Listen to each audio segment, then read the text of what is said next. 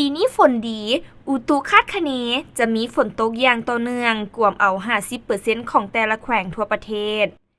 กรมอุตุนิยมและอุทกศาสตร์พยากรณ์อากาศวันที่ 17 พฤษภาคม 2025 ว่า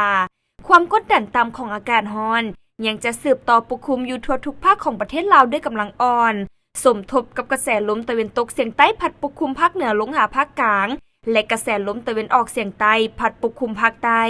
ซึ่งเจนให้อากาศยังจะร้อน พร้อมจะมีฝนตกฟ้าห้องฟ้าเหลื่อมในดับคอยหาปานกลาง และจะตกหนักอยู่บางท้องถิ่นเพราะมีลมพัดแห้งเป็นบางโอกาส ภาคเหนือด้านตะวันออกแขวงพงสาลีเวียงไซสำเหนือและเสียงขวาง อากาศเย็นในตอนกลางคืนหาตอนเช้า และจะมีฝนตกฟ้าห้องฟ้าเหลื่อมในดับคอยหาปานกลางอยู่บางท้องถิ่นเพราะมีลมพัดแห้งเป็นบางโอกาส หรือนาทีการปกคลุมของฝนเท่ากับ 50% ของภาค อุณหภูมิในระหว่าง 18-32 องศา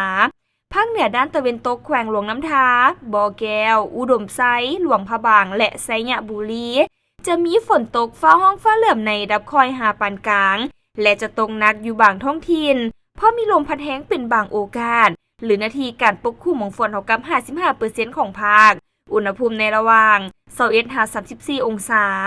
นครหลวงเวียงจันทน์อากาศร้อน พร้อมจะมีฝนตกฟ้าห้องฟ้าเหลื่อมในดับคอยหาปานกลาง และมีลมพัดแห้งเป็นบางโอกาส หรือนาทีการปกคลุมของฝนเท่ากับ 50% อุณหภูมิในระหว่าง 24-33 องศา ภาคกลางแขวงเวียงจันทน์บริคำไซขมวนและสวรรณเขต อากาศร้อน พร้อมจะมีฝนตกฟ้าห้องฟ้าเหลื่อมในดับคอยหาปานกลางอยู่บางท้องถิ่นเพราะมีลมพัดแห้งเป็นบางโอกาส หรือนาทีการปกคลุมของฝนเท่ากับ 50% ของภาค อุณหภูมิในระหว่าง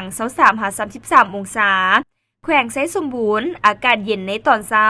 และจะมีฝนตกฟ้าห้องฟ้าเหลื่อมในดับคอยหาปานกลางอยู่บางบริเวณ และมีลมพัดแห้งเป็นบางโอกาส หรือนาทีการปกคลุมของฝนเท่ากับ 50% อุณหภูมิในระหว่าง 20-32 องศา ภาคใต้แขวงสารวันจำปาสักเซกองและอัตตปือ อากาศร้อน พร้อมจะมีฝนตกฟ้าห้องฟ้าเหลื่อมในดับคอยหาปานกลาง และตกหนักอยู่บางท้องถิ่นเพราะมีลมพัดแห้งเป็นบางโอกาส หรือนาทีการปกคลุมของฝนเท่ากับ 55% ของภาค อุณหภูมิในระหว่าง 24-35 องศา สำหรับเขตภูเพียงบริเวณ อากาศเย็น พร้อมจะมีฝนตกฟ้าห้องฟ้าเหลื่อมในดับคอยหาปานกลาง และตกหนักอยู่บางบริเวณ เพราะมีลมพัดแห้งเป็นบางโอกาส หรือนาทีการปกคลุมของฝนเท่ากับ 50% อุณหภูมิในระหว่าง 15-26 องศา